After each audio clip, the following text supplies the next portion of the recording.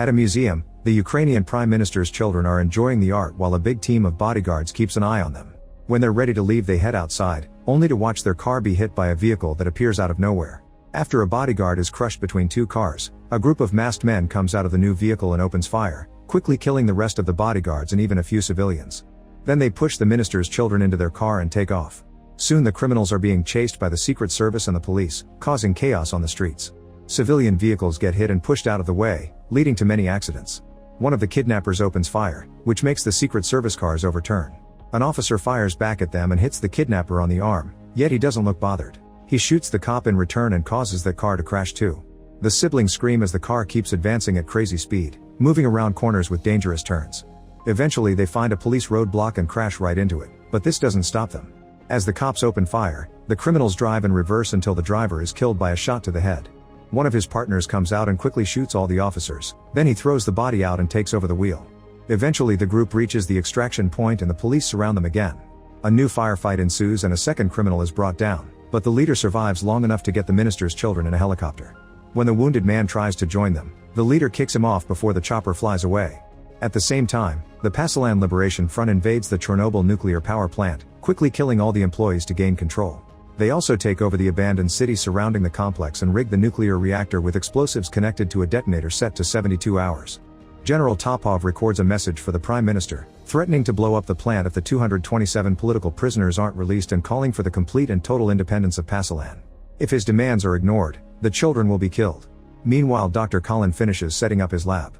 When the chopper finally arrives, Colin examines the kidnapper, asking many questions to check on his mental state. It's revealed he was hit by several bullets, yet he isn't in any pain. It turns out he's an experimental next-generation universal soldier or NGU, a type of lab-made super soldier. Colin takes a new arm out of the fridge and chops off the wounded one to replace it.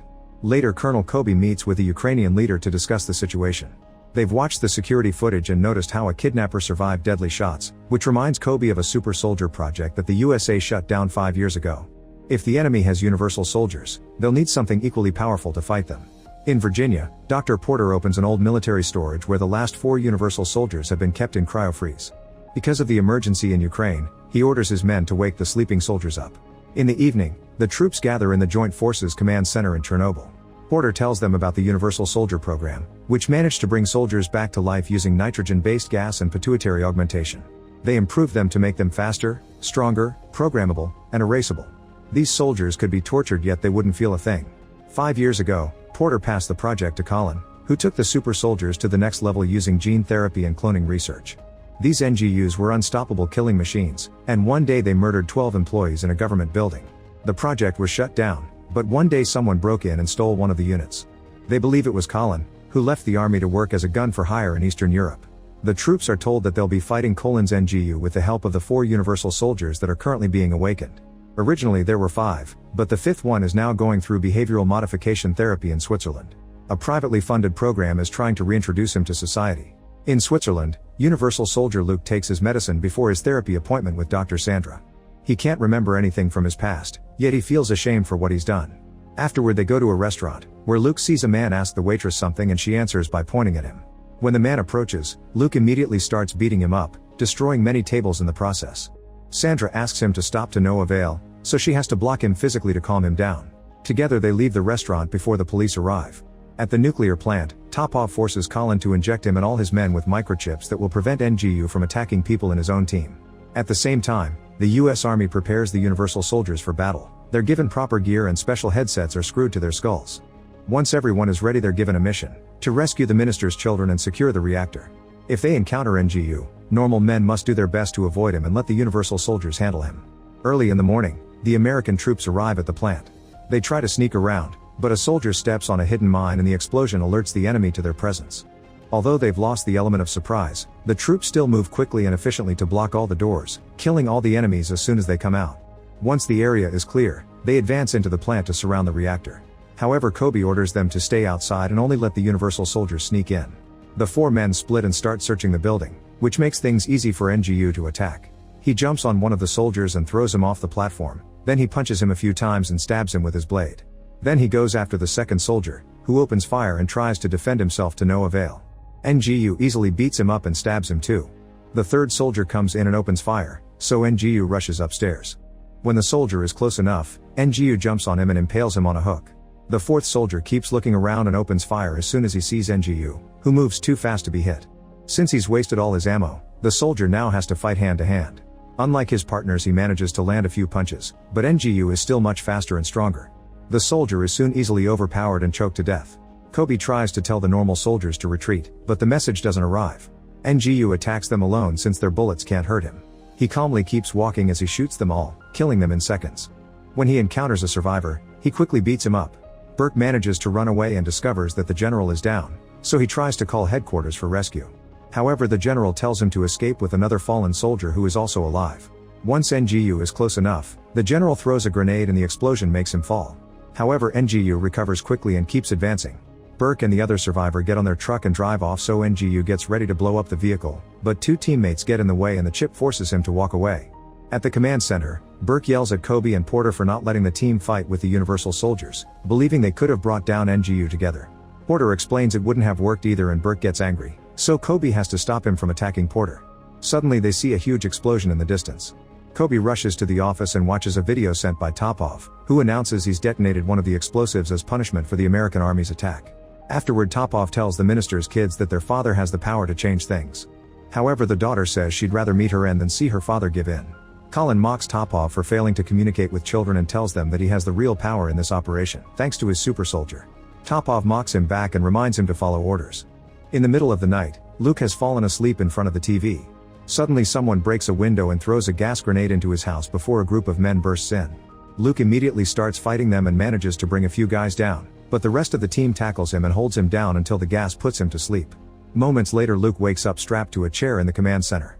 Porter tells him that Sandra has authorized this and assures him he's among friends. After asking Luke a few questions to confirm he's mentally well, Porter injects him with a special serum. Then Luke is put on a treadmill to run some tests and Sandra is worried that this may backfire since Luke has been through hormonal therapy.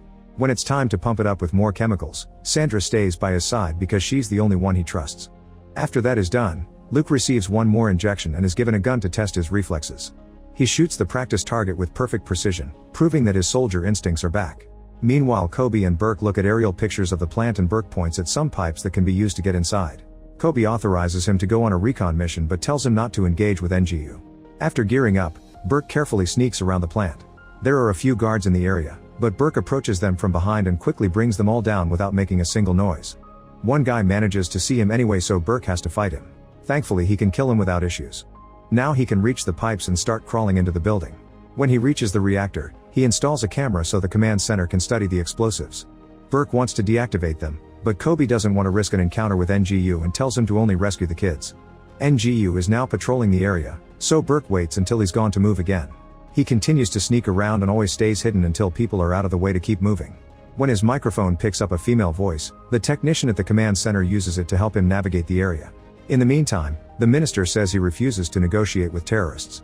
His wife is furious and yells at him for putting their kids at risk, saying she'll never forgive him if something happens to them.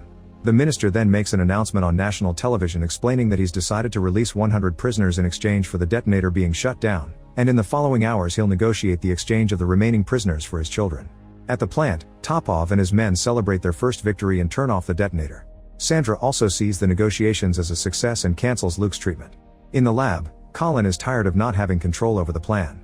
Since his NGU can't hurt Topov or his men, he decides to awaken his secret weapon, a clone of Andrew, one of the original Universal soldiers who was killed for being a psychopath. Afterward, Colin has a meeting with Topov, who doesn't want to fight anymore now that his people have been released.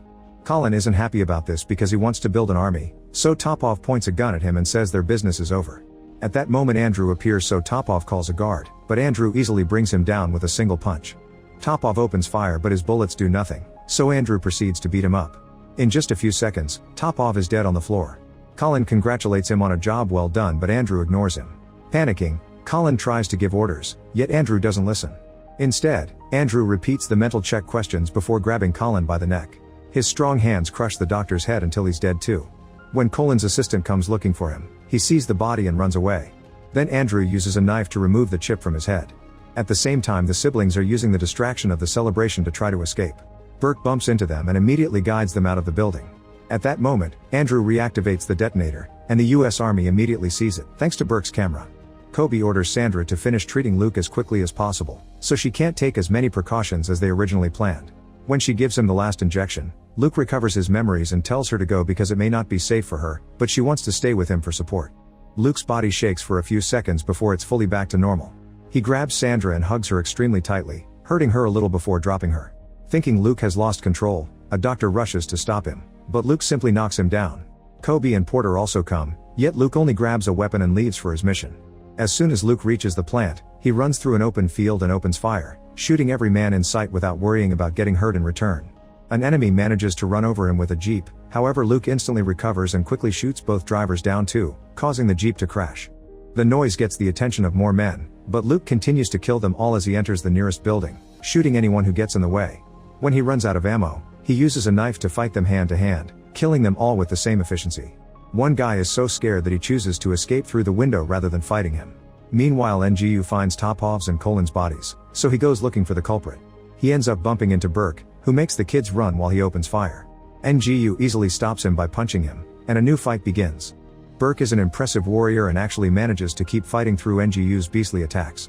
However, he still isn't a super soldier, so NGU eventually overpowers him and holds him against the wall to stab him to death. When Luke reaches the main building, he sees the bodies in the open container in the lab, so he starts suspecting what happened. Then he follows a blood trail until he finds Colin's assistant also dead. In the neighboring room, he discovers that Andrew has cornered the kids. Andrew thinks Luke looks familiar from the old days, but his memories aren't clear enough to remember the details. When he moves to attack the siblings, Luke kicks him and the kids use the chance to run away. The super soldiers then start fighting, throwing each other all over the room as they destroy the furniture and even a wall. Both of them attack with their mighty strength, causing them to fall down the stairs. This doesn't interrupt the battle. They keep breaking furniture, another wall, and eventually they fall through the window. When Andrew tries to jump on Luke to finish him, Luke grabs a metal tube and stabs Andrew in the head. Since Andrew is still alive, Luke steals a gun from a body and inserts it in the tube to blow up Andrew's head. Afterward, Luke is too weak to continue, so he injects himself with emergency serum, which gives him another 20 minutes to act. He finds the kids hiding inside and tries to rescue them, only to be attacked by NGU. After quickly bringing Luke down, NGU starts chasing the siblings, however Luke manages to catch up to him and attacks him, only for Luke to easily bring him down again. When NGU enters the next room, he sees the kids and gets ready to kill them, but Luke stops him once more. NGU finally accepts that Luke won't surrender and agrees to fight him properly. At first it appears that NGU has the upper hand and he smugly stabs Luke with his blade, unaware that he's also a super soldier. Of course, Luke keeps on fighting and NGU slashes his neck. This is still not enough to stop him. Luke grabs a metal rod and impales it in NGU's neck to defeat him. Then Luke runs away with the kids, so they don't see NGU removing the rod to recover. When the group tries to reach the reactor, NGU attacks again. There are only a few minutes left on the detonator, so Luke only fights him enough to distract him before running to the reactor. NGU follows him and a new battle begins right next to the explosives. In the struggle, Luke manages to grab the detonator and insert it in NGU's clothes before pushing him. Both men fall off the balcony and roll on the ground until they're falling out of the building too. Outside, Luke is too weak to move and collapses. NGU removes the detonator from his clothes, but it's too late. It blows up in his hands and finally kills him. Thankfully, the explosion doesn't reach Luke, who looks at the kids one last time before running away. Soon the army arrives and rescues the siblings. They also pick up the bodies for research. Later in Virginia, Porter has fixed NGU and cloned him several times to have his own super army. Make sure to subscribe and turn on notifications so you can watch more videos like this. Thanks for watching.